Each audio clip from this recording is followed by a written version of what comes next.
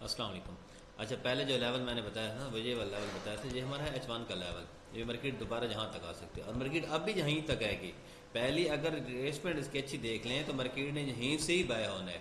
اور جہاں جو آپ نے انٹری لینی ہے نا وہ آپ کی زبردست انٹری ہوگی، اور یہیں سے آپ کو انٹری مل کے آپ نے اس کا ٹی پی دوبارہ یہاں تک لے سکتے ہیں، اور یہاں سے جو اپنا نیا ہائی بھی لگا سکتی ہے دوبارہ مارکیٹ۔ تو سب سے پہلے تو ہمارے ویسے H1 میں بھی دیکھنی چاہیے، جیسے مارکیٹ نے آج کل حالت کی ہوئی ہے تو کوشش کرنی چاہیے کہ کم از کم H1 یوز کرنا چاہیے، H1 یا H4، جیسے H4 کا ایف وی جی دیکھے تو یہیں پہ پڑا ہے، مطلب ایف وی جی جو پڑا ہے وہ تقریباً ہے 5200 پہ، 5200 سے لے کر 5192 تک، یہاں تک مارکیٹ آ سکتی ہے۔ اچھا، چھوٹے اگر ٹائم فریم میں چلے جائیں نا، یہ جو H1 کی ہے، اگر M30 میں چلے جائیں تو وہ مارکیٹ دوبارہ اپنا اسی لیول سے ہی بائی ہو سکتی ہے۔ یہاں پہ ہم اپنا والیوم بھی کر لیتے ہیں، یہ جو لیول ہے یعنی کہ اسی سپورٹ، یہ ایک سپورٹ بنی ہوئی ہے نا مارکیٹ کی، چھوٹے ٹائم فریم میں دیکھیں گے نا، یہ دیکھیں نا، یہ سپورٹ بنی ہوئی ہے مارکیٹ کی، یہ مارکیٹ کیونککہ آپ چھوٹے سے چھوٹے لیول کو بھی رسپیکٹ دے رہی ہے تو مارکیٹ یہاں سے بھی اوپر دوبارہ بائی ہو سکتی ہے، اور دوبارہ جس کا یہی ٹی پی مثلاً 52.65 تک ہی ہو سکتے ہیں۔ M15 میں دیکھیں، کم از کم M15 دیکھیں، کم از کم اس سے چھوٹے ٹائم فریم میں آپ انٹری نہ لگائیں تو آپ کے لیے بہتر ہی ہوگا، کیونکہ اس سے آپ کا کم سے کم لاس ہوگا، جتنا لاس سے بچ سکیں اچھا ہے آپ کے لیے۔ دوسرا، آپ نے انتظار کرنا ہے اس لیول کا، مارکیٹ آئے گی ابھی، اور اس نے یہاں سے یعنی کہ یہ تھوڑی سی ادھر سے ریٹریسمنٹ ہوگی، اور پھر ادھر سے یہ مارکیٹ دوبارہ پہ دے سکتے ہیں۔ اگر آپ ڈریگ انٹری لیں تو ٹھیک ہے، ویل اینڈ گڈ، آپ پھر اگر یہاں سے انٹری لیں تو یہاں اس کے نیچے ایسا رکھ دیں، مثال طور جتنے پپ کا بھی بنے گا، تقریباً 22-23 پپ کو بنتا ہے،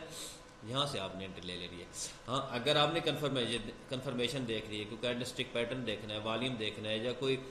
اور انڈیکیٹر آپ یوز کرتے ہیں وہ دیکھنا ہے، تو کم از کم وہ انڈیکیشن کنفرمیشن پھر دیکھیں۔ کنفرمیشن سے یہ ہوتا ہے کہ آپ کا نقصان کی لمٹ بہت کم ہو جاتی ہے، پروفٹ بھی آپ کا اچھا مل جاتا ہے، اور نقصان کی لمٹ بہت کم ہو جاتی ہے۔ تو اس سے بہتر ہے کہ کوئی نہ کوئی کنفرمیشن دیکھیں، اور کنفرمیشن دیکھنے کے بعد ہی انٹری لگائیں، جب تک کنفرمیشن نہیں ملتی آپ انٹری نہ لگائیں۔ ڈریگ لگانی ہے تو پھر پراپر ایس ایل کے ساتھ، رسک مینجمنٹ کے ساتھ آپ ٹریڈ لگایا کریں۔ رسک جو ہے نا، رسک مینجمنٹ وہ آپ کی لازمی ہے۔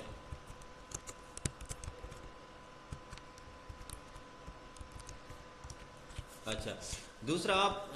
ٹریڈ میں سٹاپ لاس لگانا نہ بھولیں، سٹاپ لاس لازمی لگائیں۔ سٹاپ لاس ایسے ہے جیسے ایک انسان کے اندر دل ہے نا، دل،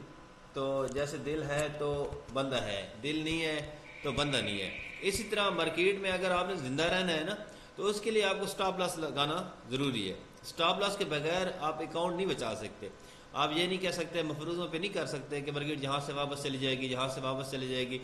یہ نہیں ہوتا مارکیٹ میں۔ مارکیٹ اپنی مرضی سے آتی ہے، اپنی مرضی سے ہی جاتی ہے، تو اس لیے سٹاپ لاس لگانا نہ بھولیں۔ جو نقصان، ہمیشہ جب بھی ٹریڈ لگائے پہلے نقصان کا سوچیں، کیونکہ نقصان جو سوچتے ہیں نا وہی پروفٹ کما سکتے ہیں، جو نقصان نہیں سوچتے وہ پروفٹ نہیں کما سکتا۔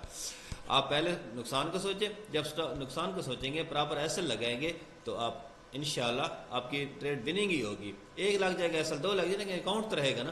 اکاؤنٹ رہے گا تو بار بار موقع ملے گا، اکاؤنٹ نہیں تو کچھ بھی نہیں۔ تو اس لیے اس لیول کا ویٹ کریں، انشاءاللہ مارکیٹ یہیں تک آئے گی اور دوبارہ آپ کو یہیں سے بائی مل سکتی ہے۔ اور سب سے بیسٹ، اینڈ دوبارہ کہہ رہا ہوں، بیسٹ ایریا جو ہے وہ آپ کا اگر H1 میں دیکھیں تو یہ سب سے بہترین ایریا ہے بائنگ کا، یہ ایریا جو ہے یہ سب سے بہترین ایریا ہے، 51.85 سب سے بہترین ایریا ہے۔ باقی انشاءاللہ دیکھتے ہیں، ویل اینڈ گڈ، اللہ خیر کرے گا۔ اللہ حافظ۔